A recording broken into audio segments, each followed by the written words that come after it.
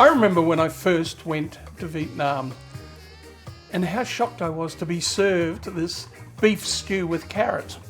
Now, admittedly, it had some spices to it, but I served it at breakfast, which I thought was interesting. I love the word interesting. It doesn't really convey anything.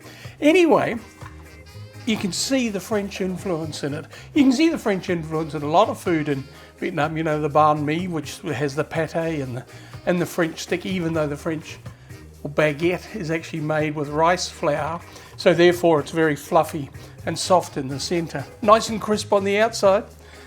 And then you have the pastry shops, which are, this is rattling, isn't it? I'll hang on to it. Then you have the pastry shops, which are very French. And of course the pho, which is derived from pot au feu, which is a French classic, which is poached meats. Different, but still.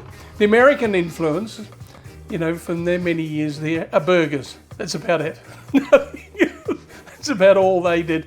Whereas the French, you know, you see their influences everywhere. The wide boulevards, the wonderful architecture, and as I said, the food.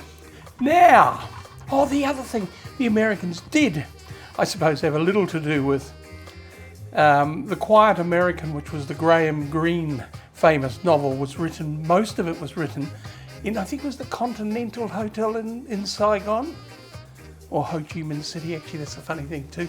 The locals still call it Saigon. Anyway, most of them. Anyway, most of it was written in that hotel, and it was where the war correspondents spent a lot of their time, on the balcony bar. And our guide, I can remember saying to us once, they said most of them didn't ever make it to the front line. In fact, they didn't make it any further than the balcony bar. So anyway, I'm supposed to be cooking. I'm sort of getting a bit excited here. So, as I said, it may be a stew and it may be sort of French influenced, but it does have a lot of Vietnamese influence as well.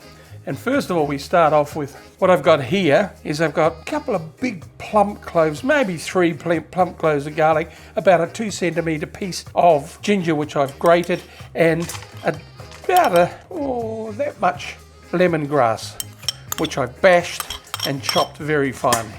So that goes in there, as does some spices. What I've got there is a good teaspoon of cumin, good teaspoon of coriander, and a good teaspoon of smoked paprika. Tablespoon of raw sugar. What else have I got? Oh, some sambal. What a change. I've got some I have some chili paste. So a couple of tablespoons of that. And 2 good tablespoons of soy. Now better put a decent amount of soy in there, because I still had some sambal left on it, didn't I? See, I can see you at home saying, you've made a mess of that. I have not. I have not. Salt, pepper, and then let's just mix that up. Now, I like the idea of a couple of tablespoons of veggie oil in it as well. And then what I've got over here is 1.5 kilos of cubed stewing steak. Now, I cube that myself, but you can get the butcher to do it. I like to do it myself, I have to be honest, because then I make sure it's a bit more even. So just mix that around like this. And then what we do is we put that aside and marinate that for 24 hours. And, you know, I always used to say, I'm never going to do this. But I actually do it quite a lot on this show, don't I? And do understand that even though I do say that this is cooking for one, when I'm making a stew or a braise or anything like that, I always make extra. I put it in containers, stick it in the freezer. So here's one that I did beforehand. It's been marinating for 24 hours. Right, so I've got a couple of white onions here, and I'm just cooking them in some veggie oil just to get them started. And then I will add the beef, and what I'll do with the beef is I'll just keep on turning it until it's sealed. Seal in all those, and to toast the spices a bit. Now, I have to be honest with you and say, I don't know whether this really suits having it for breakfast. I know they served it to me for breakfast, but I think it's more of a lunch or dinner dish, to be fair. So in goes the beef. Sorry, I'm right in front of you there, James. Which, as I said, I have marinated for 24 hours. And please do it that long, because it just adds some really lovely flavours. That mix that I've done is nice. And as I said, some in the freezer, wunderbar. Why am I speaking German when I'm doing a Vietnamese dish? Because I'm a bit strange, I think. Well, I was a chef for 50 years. All chefs are a bit strange, I've decided. Right, so all we're trying to do is toast this a bit. So just keep on doing that. I would say 10 minutes is a good idea. All right, now the famous carrots. I've got 3 carrots there, which I've cut on the diagonal. 1 can of diced tomatoes, along with those 3 carrots. About half a litre of chicken stock.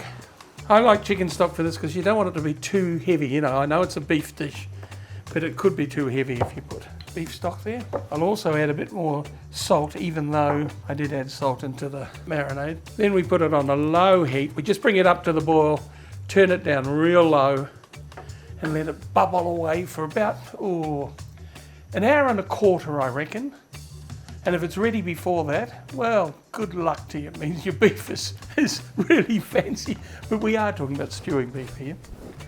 Right, so we will, hopefully, I'll just put it over the back, and we'll come back in about an hour and a quarter. All right, this is looking rather good. Now let's have a little taste. Oh, guys, that is bloody wonderful. I'm swearing a lot today, I think. My mother never swore, just didn't. It was very straight. No, actually, my father didn't either. He used to say, my godfather, rather than...